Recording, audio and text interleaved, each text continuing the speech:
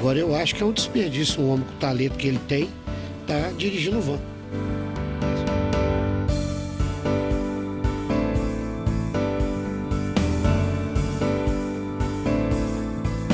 Satisfação pelo Amarino, entendeu? Escrever esse livro tão maravilhoso. Eu achei maravilhoso, muito bom mesmo, tanto a primeira edição como a segunda. Ali todos, eu devorei os livros dele, eu amei o livro dele, é muito bom. Ele tem muita ideia, eu passo aqui de atrás, do moro encostadinho, ele está sempre lendo, vou escrevendo aqui, eu mexo com ele.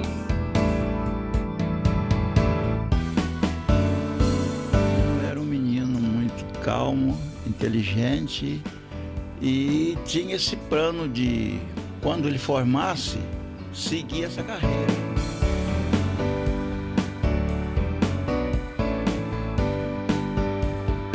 Menino humilde, nunca foi filho de brigar, nunca brigou com ninguém.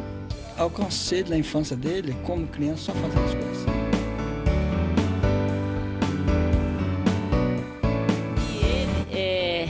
Eu guardo recordações no meu coração dele, como se ele fosse até meu pai. E falar de Amarino é muito fácil, é muito leve. Ele é escritor exatamente por amor e pelo esforço, porque ele se esforça, porque ele gosta realmente do que ele faz.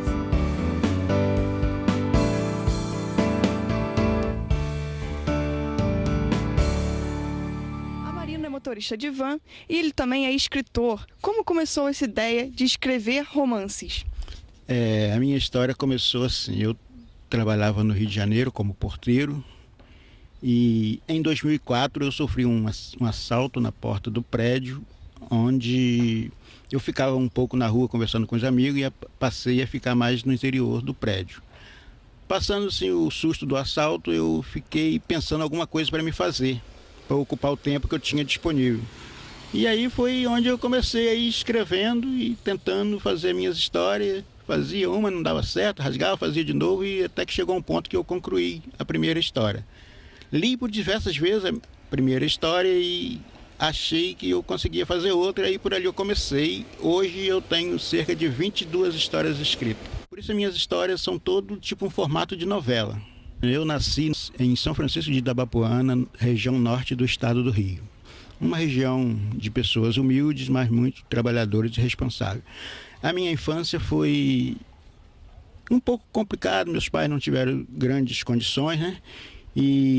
Mas fomos bem educados, eu sou o segundo de um total de 8 irmãos. E a minha infância foi assim, eu comecei a trabalhar aos 12 anos, trabalhei de enxada, trabalhei em fábrica de farinha, trabalhei cortando cana, trabalhei em carroça de burro, puxando mandioca. E quando eu completei meus 17 anos, eu resolvi ir tentar a sorte na capital, no Rio de Janeiro, na cidade.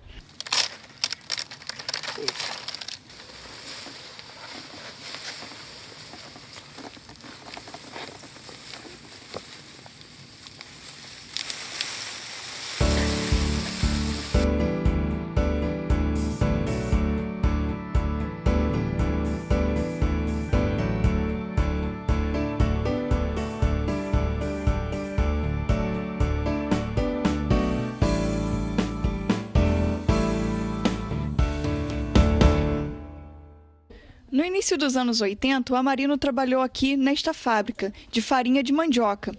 O processo, o caminhão chegava com a mandioca aqui na frente, a gente descarregava aqui às vezes até fora de hora, 10 horas, 11 horas, meia-noite, não tinha horário. Daqui a mandioca, a gente botava a mandioca aqui nesse negócio que chama assim aqui na região como lavador. Estamos chegando aqui em um lugar muito especial para mim, que é na casinha onde eu nasci. Hoje não tem mais a casa, só os escombros, mas que dá para mim lembrar muito bem do tempo que aqui vivi. Aqui eu morei com a minha avó num período de 72 a 77, quando meu pai saiu daqui, que foi morar em uma outra residência mais à frente um pouco, e eu resolvi ficar com a minha avó aos 6 anos, eu não quis acompanhar meu pai. Aqui, exatamente onde nós estamos, era o caminho que vinha da estrada para casa. Daqui eu ia até a escola, caminhava mais ou menos uns 40 minutos, 50, a pé, às vezes no sol quente, para chegar à escola. Chegar à capital, eu cheguei aos 17 para 18 anos, né? Trabalhando como faxineiro de prédio, trabalhei 6 meses em um prédio, não gostei, voltei para a roça de novo, fui trabalhar na roça, aí eu já estava um pouco mais adulto, já fui trabalhar com meu pai tomava conta de turmas, trabalhando com ele, cortando cana de enxada, e aí fiquei 2 anos na roça. Quando foi em 86 eu voltei para o Rio novamente, onde fiquei até 2004. O Dinheiro Não Compra Amor é uma história que eu escrevo sobre 2 jovens adolescentes, né?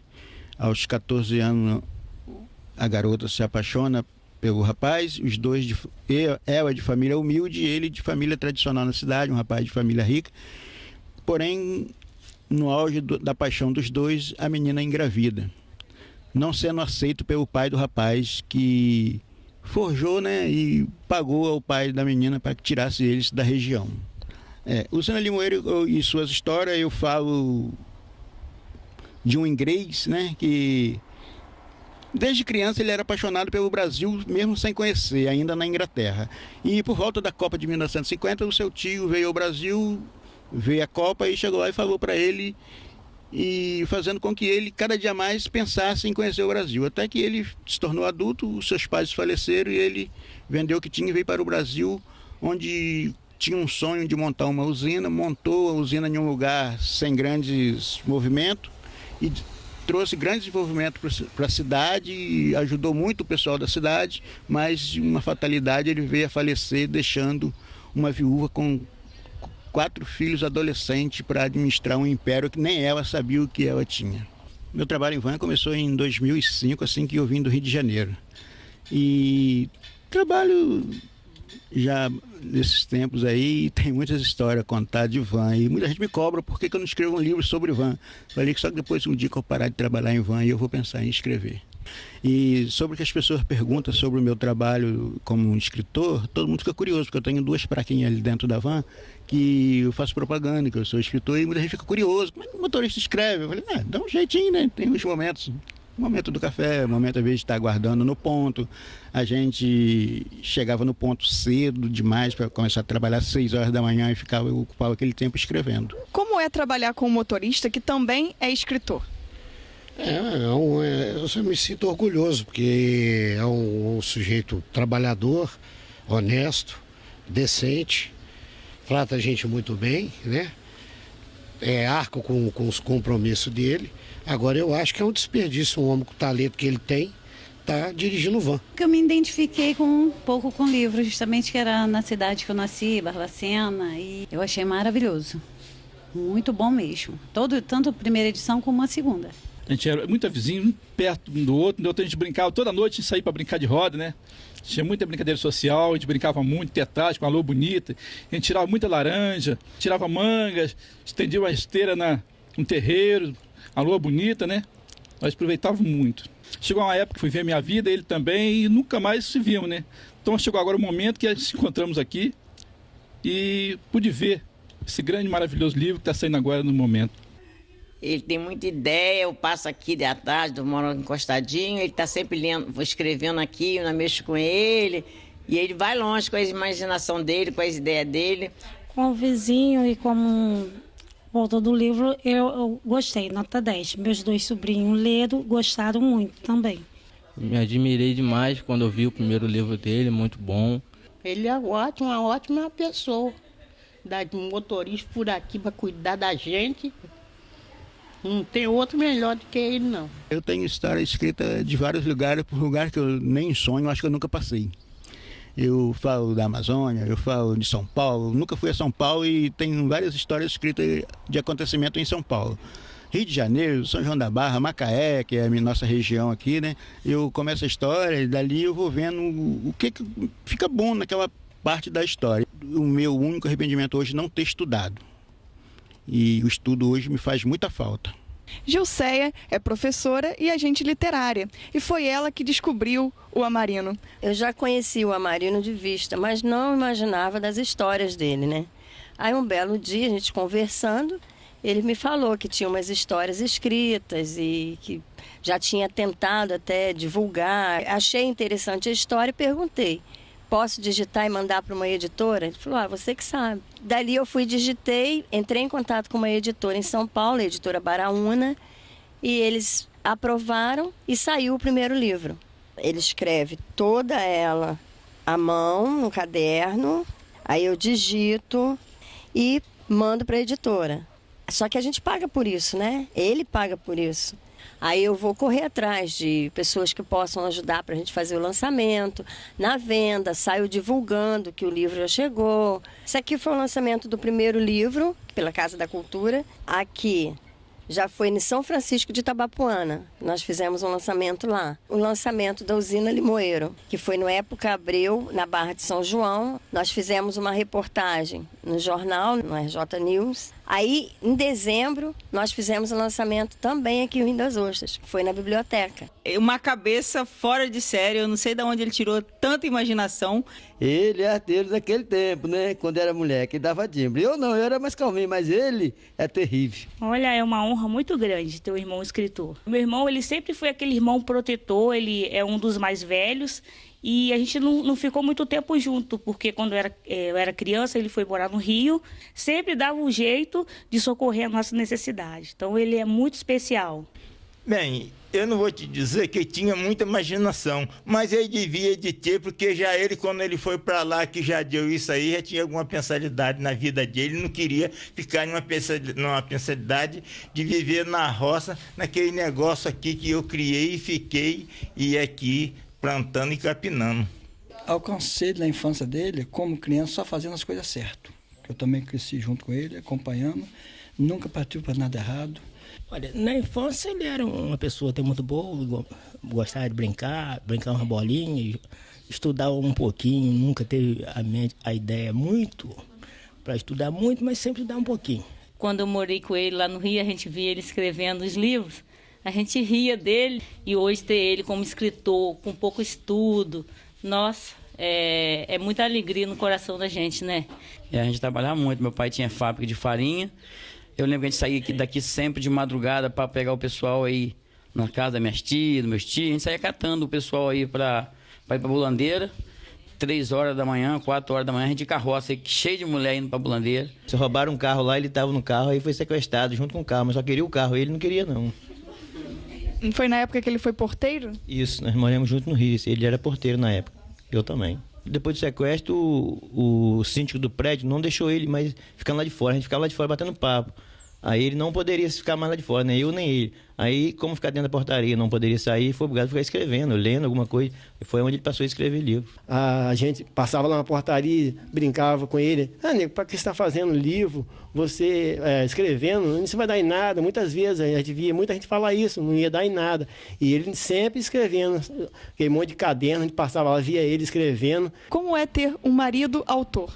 Ele chega em casa, só vai para escrever. Escreve no notebook, no caderno, em qualquer lugar. E ele te incentiva a leitura em casa? Ele reclama bastante que eu não leio e tal, mas ele fala para me ler. Eu sempre carregava ele para a roça, aí com idade de 8 anos, 9 anos, já carregava para ele ir incentivando, vendo o que eu estava fazendo para ele seguir naquele ritmo. Hoje eu sinto muita honra. Fui criado aqui, nascido, criado aqui, sempre dedicado ao campo, fazendo parte da agricultura nossa local, sempre trabalhou cuidando das lavouras, né? Desde pequeno, muito dedicado ao que fazia, partiu aqui do interior, foi tentar uma vida melhor no Rio de Janeiro. Foram para a escola, um tempão muito bom. Mas depois a escola aqui ficou muito difícil, porque eles iam para a escola e não tinha professora. Chegava lá, voltava para trás. E outro dia, não tinha professor, voltava para trás. Aí nós fomos desanimando, tiramos ex. Ele hoje tem esse dom, mas não foi por causa de estudo, não, porque ele é muito estudioso, não. Em relação ao livro, uma linguagem eu achei de excelente teor assim, para a linguagem até mesmo dos jovens, porque tem uma linguagem que facilita o entendimento, né, da história. Tem algumas coisas assim no início, algumas histórias meio picantes, né, em relação a algum romance e tal, mas um excelente livro que eu recomendo. Com muita felicidade que eu olho os meus livros hoje expostos, né? Não só aqui no Língua de Café, mas em outros lugares. O Língua de Café ele foi criado para promover a cultura. E com isso a gente quer trazer os escritores locais da cidade mesmo e da região para ter essa oportunidade de mostrar o trabalho deles e a gente ter, ao mesmo tempo, essa promoção e divulgação.